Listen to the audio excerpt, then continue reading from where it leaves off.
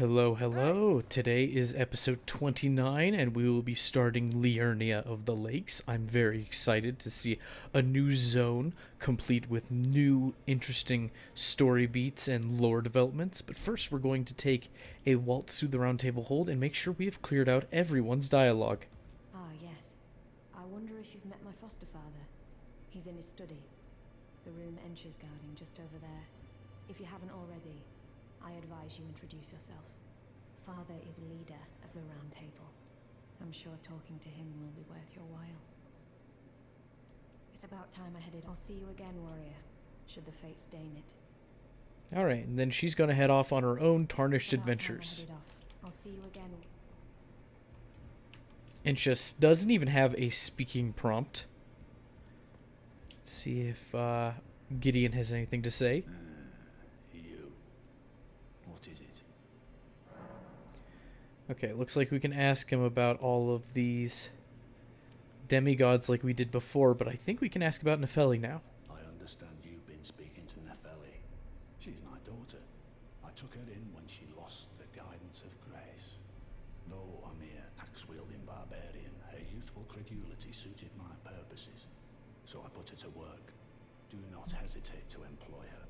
Should her services benefit you, despite her looks, she is more than capable in the press of battle. Okay. So, he doesn't speak of her purely in positive terms. He's like, well, she is a barbarian, but she's a barbarian that's good with that axe. Kind of interesting that, just the way he, speaks of her in a two-tone sort of way that, I don't know. It's like, is he being blunt? Is he being critical? Does he view the whole world like that? Does he always, every heap of praise come with a heap of negative, to counteract it? It's, hard to say. But, we'll keep an eye on those developments and see if that, persists. Because it's an interesting way to speak about one's daughter, adoptive or otherwise. Ah, you appear to be doing well. Very good. Well then, would you like to learn an incantation? So we have the option to give him prayer books, but we're going to hold on to those for now. And we've already bought all those, so. May the golden order shine through you. Okay. Let's talk to D. You've met Garank, I take it. Then owing to our duties shared, we are now comrades in arms. I think you've earned this. The power of the Golden Order to aid the hunt of those who live in death. So he says we've earned those golden powers, right? But we still have to purchase them. We'll read the descriptions and I'll purchase them at a later time. One of the so this is Litany of Proper Death, one of the incantations of the Golden Order fundamentalists, used by hunters of those who live in death. Creates an image of order, dealing holy damage to nearby foes. This incantation is especially damaging to those who live in death. Any felled by this incantation cannot be revived. So those skeletons that keep bringing themselves back, if we kill them with this spell, they don't get back up. The role of the hunters is to stamp out defiled reason, all for the perfection of the Golden Order. And this one enchants armaments held in the right hand with holy affinity attacks. This incantation is especially damaging to those who live in death. Any felled by this incantation cannot be revived. So 2 anti-undead incantations. And if we look at them, they take a combination of intelligence and faith. Well, I remember when I saw these, I kind of got excited because in the previous games, I was like, oh, that's like chaos or dark sorceries or whatever from Dark Souls, right? Those were flavors of casting that used a combination of intelligence as well as faith, and they had weapons and infusions to complement that playstyle. In this game, not so much. There's like a single weapon that scales with both intelligence and faith, and no infusions that do that thing. So kind of let down, honestly. I'd love the playstyle, but you just feel like you're wasting points. Now, if you're just playing through the game single player and you're not trying to optimize for PvP reasons, it's fine. It doesn't matter so much. But for those of us who do enjoy the PvP and multiplayer aspects of it, getting those builds to work other than being pure caster builds is kind of rough, unless you like that one weapon that does happen to scale with both an awful lot. So let's speak with Dialos. Be sure to tell me if you meet a young woman named Liurnia. She's a servant to my house. She's been my companion since childhood. I've lost count of the number of times I've had to find her like this. Honestly, she's such a little tomboy. And he is looking for Liurnia, his maidservant. And here we find Rogier, and oh no, something's wrong. You see little flies and little barbed thorns under his blanket there. That's no good, Rogier. What happened, buddy? Ah, we meet again after all. I apologize for any offense given by my bearing, but I'm quite unable to move, you see. So, what do you need? So we can learn those skills from him if we haven't already. We can mention that we've defeated Godric. Doing so will give us a reward from him. And this particular reward is a weapon plus 8 of the standard variety for anyone wishing to play through the game and not accidentally boost their weapon upgrade level. This is the dialogue option you want to avoid, is I've defeated Godric. If you're playing solo, doesn't matter, but if you're trying to be in a lower PvP bracket like, I don't know, level 30 or 25 with plus 3 weapons, then this might bork your character and you'll have to either load a previous save or bring the character up to the next popular PvP bracket. We can ask him about the corpse under Stormveil. The misshapen corpse under Stormveil. That is a sacred relic of the Black Knives plot, as that famed night of assassination is known. It happened during the golden age of the Erd Tree, long before the shattering of the Elden Ring. Someone stole a fragment of the Rune of Death from Malekith, the Black Blade, and on a bitter night murdered Godwyn the Golden. That was the first recorded death of a demigod in all history, and it became the catalyst. Soon, the Elden Ring was smashed, and thus sprang forth the war known as the Shattering. I once wished to become a scholar, you see. I've spent many an hour scouring the archives for knowledge of that fateful plot. The world has grown crooked, and if you intend to put it to rights, you'd better understand what happened to make it this way. And that thing is to blame for the shape I'm in now. I urge the utmost caution. Don't disturb the corpse more than necessary.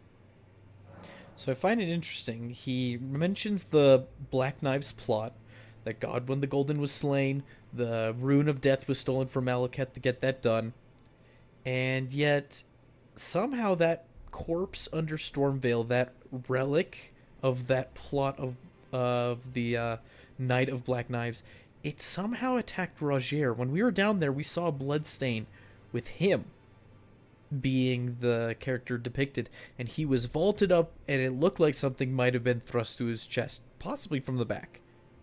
And now he has, well, it looks like deathroot growing out of him. The corpse never attacked us, at least not that we could see.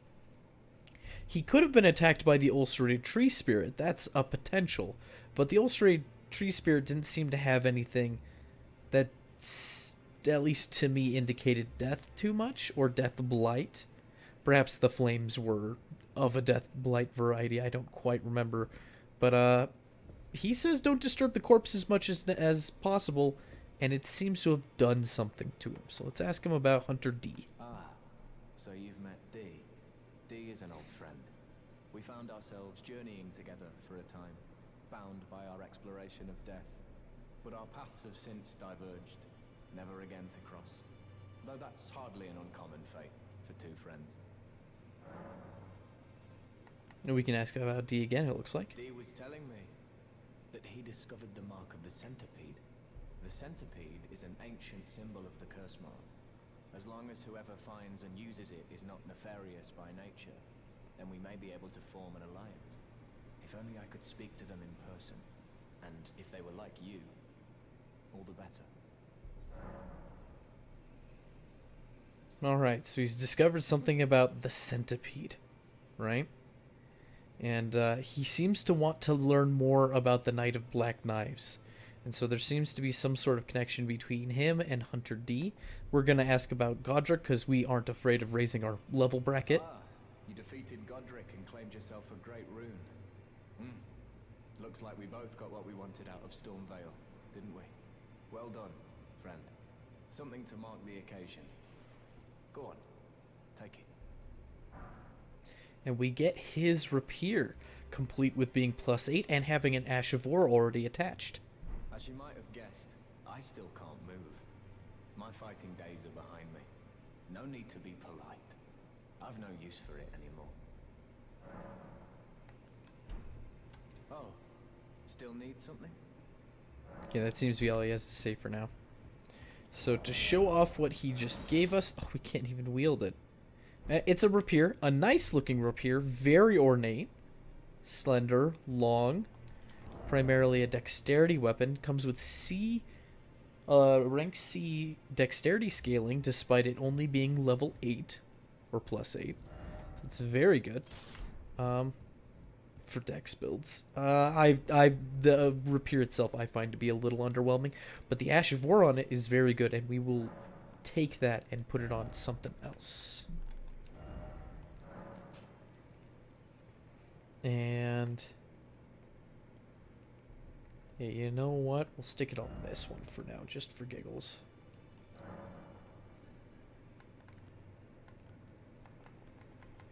Yeah, we'll do a heavy one up. Okay, and I'll show that off later. Okay, let's continue. I think we have only 3 more characters to say hello to. Greetings. Are you here for spirit tuning? I don't think she has anything left to say to us. Oh, she does. Wait a minute. I almost forgot. D probably has something to say about Rogier. So. Ah, hello. You've been busy weeding Deathroot, I take it. I thank you, as your brother in arms. So what can I do for you? So we can ask about Rogier. Are you acquainted with a man named Rogier? You know, the piteous fellow hiding away on the balcony. He was a formidable spellblade in times past. Don't let his easy air deceive you. He was wise beyond his years, stout of heart and clear of mind. No more, though. You see him now, ravaged by thorns, muttering and rambling, like he's half dead already. I can't stomach to watch. Take well the lesson, friend. That's how you end up when seduced by those who live in death. When grace is sullied, it rots people from the inside, breaks them. And we can also ask D about himself. To speak on the last thing before I vaunt forth, I wish I could pause the dialogue while it's going, and I should have pulled up the dialogue beforehand, but there's a lot of characters here, so I will do my best to piece it together. It seems interesting to me that Hunter D, a Golden Order fundamentalist, using Golden Order fundamentalist incantations, which take a combination of faith and intelligence, was good buddies with a sorcerer, a spellblade, right? They come from different schools of thought entirely, but they journeyed together for a time and were probably quite the powerful duo. And as we're going to learn in Liurnia, the Golden Order and the royal capital of Leyndell has not had the best of relations with Rea Lucaria and the countryside of Liurnia, right? So good to note that they were friends, and it makes me wonder if it's because the fundamentalist incantations specifically take a combination of intelligence and faith. They're not simply blind, faithful zealots, though don't get me wrong, there is a good deal of that going around. But there's a certain hint of intelligence that goes into their methodology that might make them strangely compatible with sorcerers who gain their powers from study and, well, the intellect stat. So let's ask him about himself. I serve the Golden Order, that I might put this crooked land to rights, following only the guidance of the great Elden Ring.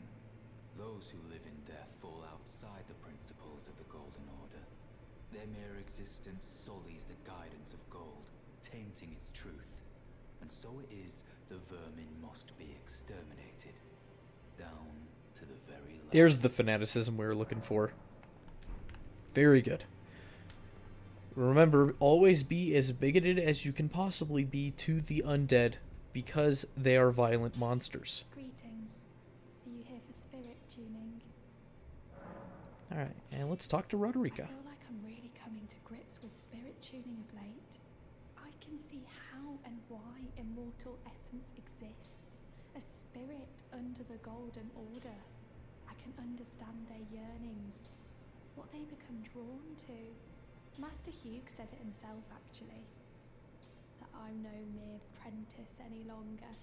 Once again, I'm pleased to make your acquaintance. Roderica, the certified spirit tuner. She seems very pleased with herself, and we learn the curtsy emote from her. So it seems that through gaining purpose, being able to do something, however small, has done wonders for her self-esteem and self-perception. And that's a good little lesson for us all. Find something that you can do that is productive, that you can hone as a talent. Creativity can be one avenue, or a trade can be another. Very good. Just find something. Alright, let's talk to Master Hewg. Well, where have you been hiding? I took you for dead. No matter, it's all the same. Lay out your arms then. Alright, let's ask about Roderica. The girl has come a long way. As ever, time and technique have made her stronger. 'Tis good to see. An imprisoned monster does not deserve an apprentice or a daughter. But at times, that's precisely what she feels like to me. I've gone soft. And it isn't easy. So it seems interesting. We find out that he's imprisoned through earlier dialogue pieces, right? We find out that he is held here in the Roundtable hold to smith for us tarnished, but he doesn't hold us against it, though he didn't seem to think very highly of us. And with the introduction of Roderica and her questline, he seems to have, as in his own words, softened up.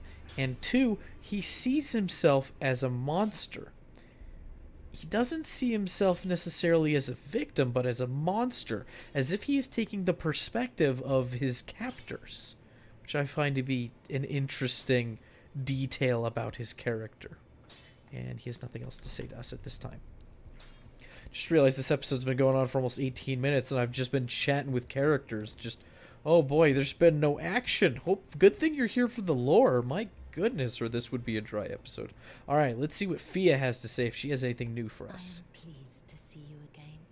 Would you like me to hold you once more? Yes, remarkably pretty lady. Take us in the incredibly long hugging animation. Oh, it takes ages.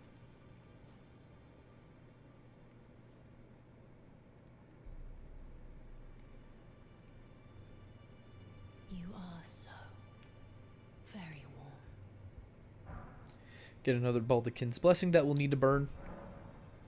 And she has something to say to us.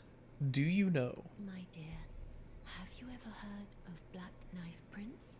Dear Roger likes to talk of them when abed, and the ancient plot in which the first of the demigods was slain. The black knives wielded by the assassins who committed the act, along with the impressions they made, somehow hide the truth of the conspiracy.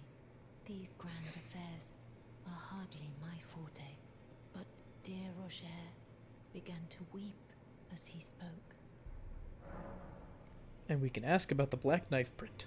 In truth, I've heard tell from someone else about the Black Knife prints that fascinate dear Roger so.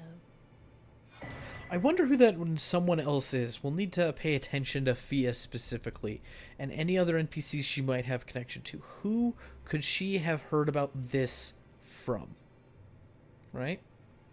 Who would be possibly interested in this knife print?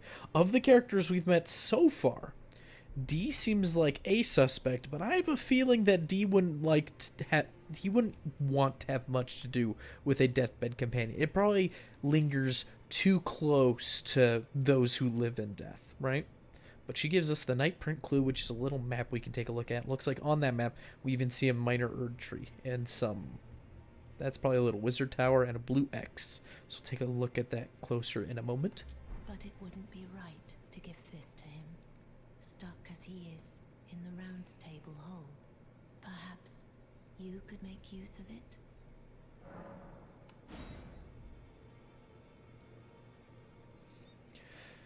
Oh my goodness. And you can't skip this. There's nothing you could do. You have to wait it all out. Encourages you to be patient. So let's take a look at that. I believe the note's actually in the back of the inventory. Is it not? Oh, here it is. A simple map given by Fia, a clue to the whereabouts of the Black Knife Prince. So not a whole lot of information, but it does give us a little bit of land to look at. So if you ever see anything on the map that looks like that, we should go a-looking for it. Let's see if we can talk to her one more time. To see. Would you like the blessing? Would you like... Please, just fast. Oh, I need to actually get to Liurnia. I've been promising it for too long now.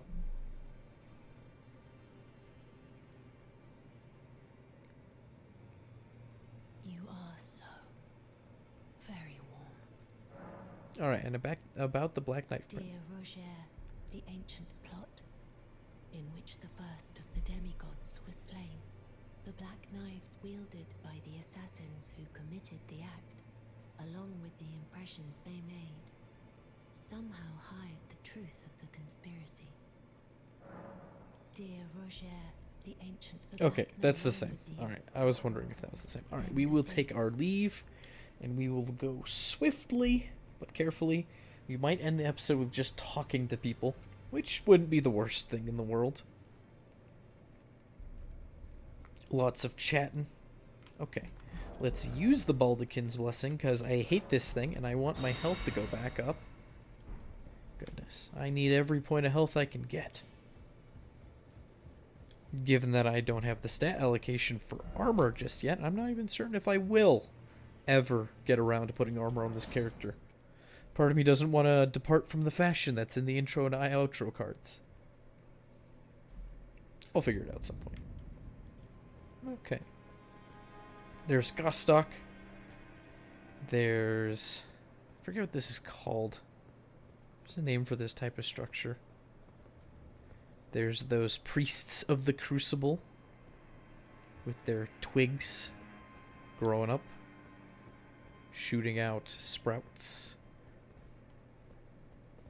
And of course they have those figures behind them of the libation priestesses, whatever they are.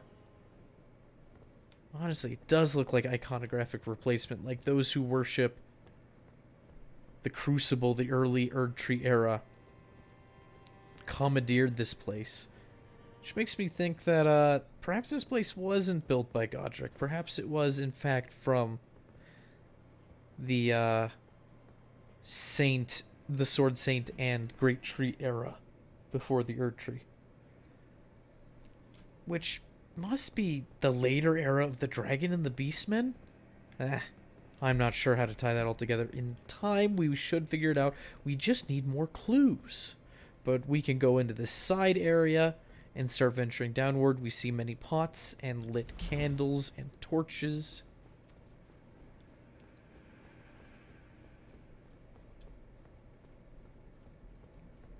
And then the ambient lighting changes ever so slightly. And here we have a ghost in a very peculiar position.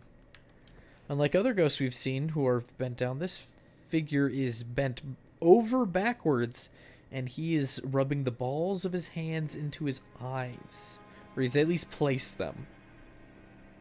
He's wearing that commoner's outfit with the swirling tree design that looks like a cassette tape. He's got all these little spirit fungi around him. Let's see what he has to say. Maiden, dear maiden, where are you? Please take my grapes. That's not appropriate. Allegedly. And let's see what this item is. A shabiri grape. Okay, so what is this item? That's a very strange item to find in a fantasy game, right? A grape? Let's take a look. A yellowing oozing eyeball of the infirm. Gross, gross, gross. The surface is shriveled and the inside is squishy, not unlike a large, overly ripe grape. Give to the blind maiden to guide her to the distant light. So we don't know who that is just yet, but it reminds me of another item we have found called the yellow ember. An ember taken from the eye socket of a corpse, material used for crafting items. A sight that the deceased suffered from the flame of frenzy, this grape has ripened and burst. So this is like a fragment of a shabiri grape. And we found those around the Ailing village in the Weeping Peninsula. Yeah, the Ailing village next to the Kalu Baptismal Church. And there we found the incantation. Where is it? Here it is. Incantation originating from the maddening 3 fingers. So 3 fingers in contrast to the 2 fingers. We've met the 2 fingers. Causes the yellow flame of frenzy to burst forth from the caster's eyes. Charging increases the range of the burst. The flame of frenzy deals damage and causes buildup of madness. This incantation also causes buildup of madness in the caster and is only effective against the tarnished. So you step out here and we are at Liurnia of the Lakes.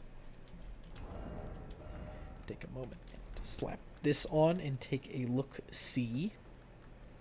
So there we have the Erd Tree. Very pretty here at nighttime.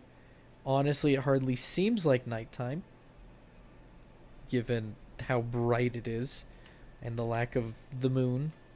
I don't see the moon. But here we have that highway that had the broken bridge, right? We have this massive cliff, and that must be the lake.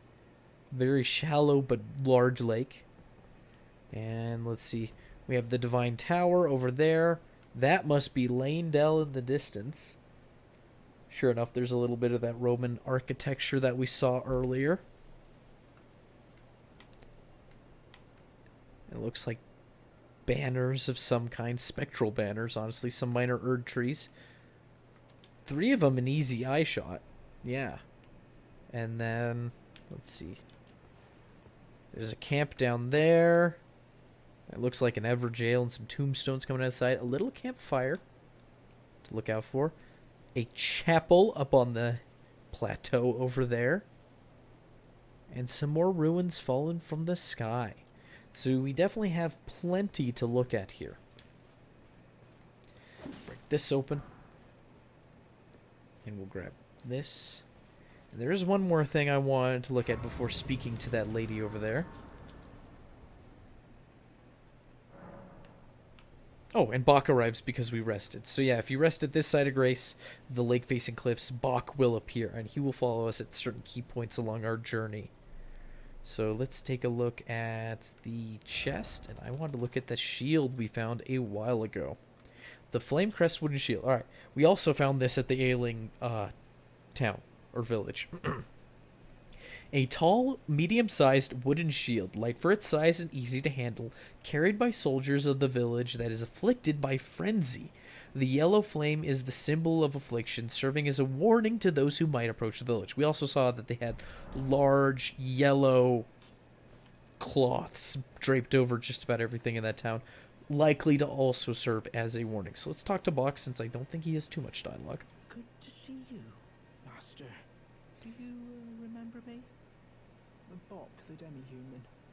You helped me before and retrieved my sewing needle. Please, Master, allow me to serve you as your seamster. I can't make nothing from scratch, but I'm happy to make adjustments to your garments. So he wants to serve us as seamster. It seems that he has a little bundle on his back now, likely his own personal supplies. Not a whole lot. He's kind of roughing it, honestly, but he still has his nice cap. So let's when we ask him to alter garments, he can usually add or remove a cape to something, right? Don't look at all those. Those are going to be vital later in Liurnia. But let's don't tell me dialogue option. Master, I was wondering, do you ever make adjustments to your garb yourself? I would, well, rather you let me do the job when possible, please. I don't ask anything in return, you know, and, well, I am your personal seamster after all.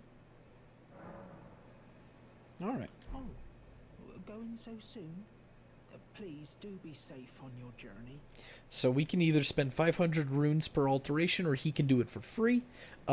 Usually the alterations are as simple as removing or adding a cloak, which cloaks add a good measure of defense in this game, but there's some people like the fashion without it. In fact, I should probably show off what this chest piece looks like without the seamster. You're so ready to make without the cloak on it. So let's do that.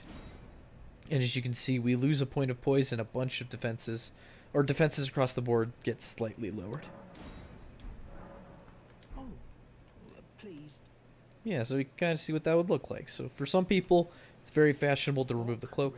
We'll put it back on because I, one, like the look of it, and one, give me my stats back. One, I just botched that horribly. One, I like the look of it. Two, I want my stats back. Okay, let's talk to Hyetta and... sorry, I just spoiled her name. Let's say hello to this maiden and see what she has to say. Hello? Is someone there? My name is Hyetta, and I'm journeying in search of the distant light. If I might be so bold as to ask, would you donate any shabiri grapes in your possession to me? That seems awfully convenient. My eyesight has been weak since birth, you see. I can't tell which way I'm supposed to go next, but when I eat one of those grapes, I can feel a distant light in the back of my eyes. It will lead me to my true duty as a finger maiden. So we don't give her the grape just yet. But if we look at her, I mean, really look at her, she looks like Irina, Edgar's daughter from the Weeping Peninsula. She's wearing the same outfit. She has the same voice actress, for one. She's got the same hair, the same blindfold. The main difference here is now she is wearing this sort of shawl over her dress, right? But she introduces herself as Hyetta and tells us that her eyesight has been weak since birth, right? She still has the same blood-stained dress, right? So for us, this would be like seeing a ghost. It wouldn't seem quite right if we were astute. Now, there's a chance you meet Hyetta and don't even recognize that she is essentially Irina going by a different name. Why is that happening? We don't know. But let's give her the shabiri grape and see what happens. Hello? Would you donate any? I'm on a pilgrimage, and when I eat one of those grapes, she wants to eat it. But we know it's an eyeball, which seems like a horribly immoral decision to do this. But we're here to see content, so here you go, lady. Oh, many thanks to you. Now I can feel the distant light once more. You are most kind indeed. May the blessing of the fingers be upon you. So we don't get a description of their taste, not yet. But if we find any more shabiri grapes, and we find Hyetta along our journeys, we can continue to guide her. She gives us an emote. You are most kind indeed. May the blessing of the fingers be upon you. So she says she wants to become a finger maiden. This seems like unusual. We know that the finger maidens serve the 2 fingers, and that's about it, and that they turn runes into strength. We don't know anything about the connection between them and the 3 fingers, for instance, since she wants to eat the shabiri grape, which seems to have all those tie-ins with the ailing village. But that's it for today's episode. I thank you for joining me. We technically started Liurnia, though we're on the very edge of it. Didn't get too far, but episode 30 next time we will definitely make some more progress.